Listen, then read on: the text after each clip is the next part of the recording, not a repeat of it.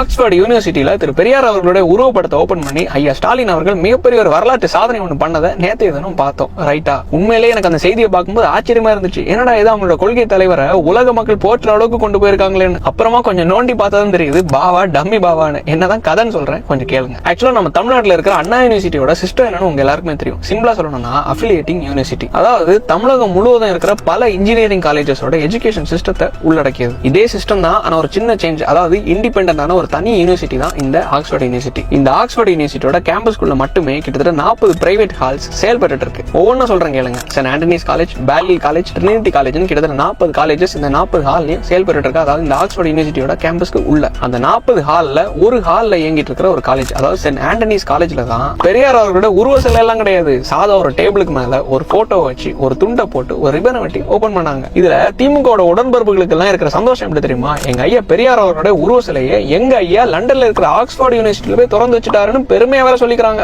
இப்படி வந்து மாட்டிக்கிட்டே பங்கு. ஆக்சுவலா அந்த நிகழ்வுல சென்ட் ஆண்டனிஸ் காலேஜ்ல, அதாவது ஆக்ஸ்போர்ட் யூனிவர்சிட்டி கீழே இருக்கிற இந்த ஆண்டனிஸ் காலேஜ்ல நீங்களும் நடத்தலாம். ப்ரொசீஜரை சொல்றேன், கேக்குறீங்களா? ஸ்டெப் நம்பர் 1, அதாவது பணத்தை கொடுத்து முதல்ல ஹாலை புக் பண்ணணும். எல்லாத்துக்கும் துட்டு தானே, கிட்டத்தட்ட ஒரு 10 லட்சம் ரூபாய் செலவாகும். நம்ம ஐயாக்கு அதுல ஒரு காசான. ஸ்டெப் நம்பர் 2, அதாவது இந்த பர்டிகுலர் இமெயில் ஐடிக்கும் இந்த நம்பருக்கும் நீங்க புக் பண்ண ஐடியை ஷேர் பண்ணணும், அதாவது அனுப்பணும். ஸ்டெப் நம்பர் 3, அதாவது இந்த ஈவெண்டோட பேர் என்ன, இந்த ஈவெண்ட்டுக்கு எத்தனை பேர் வருவாங்க, டேட்டு, டைம், இந்த ஈவெண்ட்ல பார்ட்டிசிபேட் பண்றவங்களுக்கு லஞ்ச், டீ, காஃபி ஏதாச்சும் வேணும்னா அட்வான்ஸா அதையும் சொல்லிக்கணும். ஸ்டெப் நம்பர் 4, அதாவது மொத்த எண்ணிக்கைக்கு தகுந்தவாறு பணத்தை பவுன்ஸா அங்க பே பண்ணணும். ஏன்னா லண்டன்ல நம்ம பணம் அங்க செல்லுபடி ஆகாது. சிம்பிளா ஒரு ஸ்டார் ஹோட்டலையோ ஒரு மண்டபத்திலேயோ இல்ல ஒரு ஹாலிலேயோ கல்யாணம் நடத்துறதுக்கு என்ன ப்ரொசீஜரோ அதுதான். ஏற்கனவே ஸ்டாலின் அவர்களோட போட்டோ கொடுத்து ஆப்பிரிக்க நாட்டோட பழங்குடியினருக்கு பணத்தையும் கொடுத்து ஆட வச்சு அசிங்கவும் பட்டாங்க. இப்போ பணத்தை கொடுத்து பெரியார் போட்டோ, இதுக்கு எதுக்கு சாமி கோட்டும் சூட்டும்? கேட்டா ஆக்ஸ்போர்ட் யூனிவர்சிட்டியே பெரியார் போட்டோ திறக்கிறாங்களா? அவங்களுக்கு வேற வேலை இல்ல. உங்களுக்கும் உங்க தாத்தாவோட போட்டோவை ஆக்ஸ்போர்ட்னு பேருக்கு கீழே இருக்கிற ஏதோ ஒரு காலேஜ்ல திறந்து உங்க நண்பர்கள் மற்றும் சொந்தக்காரங்க கிட்ட பெருமைப்படணும்னா